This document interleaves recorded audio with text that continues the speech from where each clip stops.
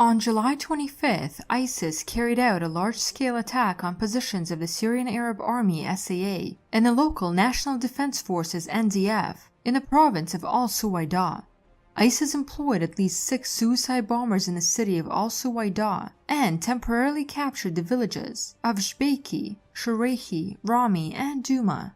The SAA and the NDF killed 2 suicide bombers, captured 1, and retook the villages after a few hours of clashes. In these clashes, at least 15 ISIS members were killed. However, the ISIS attack resulted in multiple civilian casualties. According to local sources, up to 150 civilians were killed and an unknown number were injured.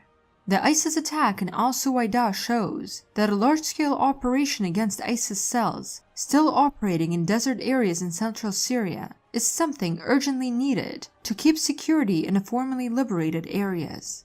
On July 25th, the remaining members of the Free Syrian Army (FSA) in the province of Quneitra started handing over their weapons to the SAA.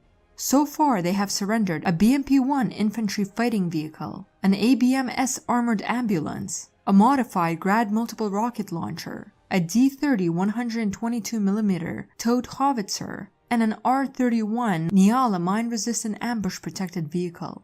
As soon as militants hand over their heavy and medium weapons, they will get a chance to withdraw towards the militant-held part of Idlib and Aleppo provinces, or settle their legal status with the Damascus government. Thus, the entire area which used to be controlled by the FSA and Hayat al-Sham in southern Syria will be liberated by the SAA. At the same time, the SAA regained the villages of Souda al-Golan, Khan Saida, al-Lubaid, al-Mukaziz, and a housing complex near the town of Jilan from ISIS, east of the Golan Heights. The advance was supported by multiple airstrikes by Russian and Syrian warplanes. The ISIS-linked news agency Imag claimed that an ISIS suicide vehicle-borne improvised explosive device, SVBIED, targeted a position of the SAA around Jilan, killing and injuring dozens of pro-government fighters. However, no photos or videos were released to confirm the claimed number of casualties.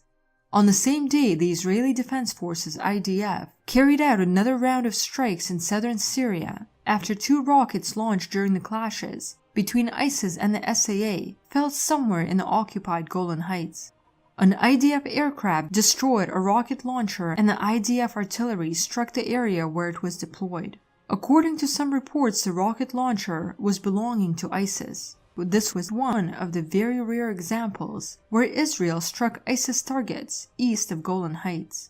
Meanwhile, the US-backed Syrian Democratic Forces (SDF) advanced 35 kilometers deep inside the valley of Rauda in the eastern Deir ez-Zor countryside.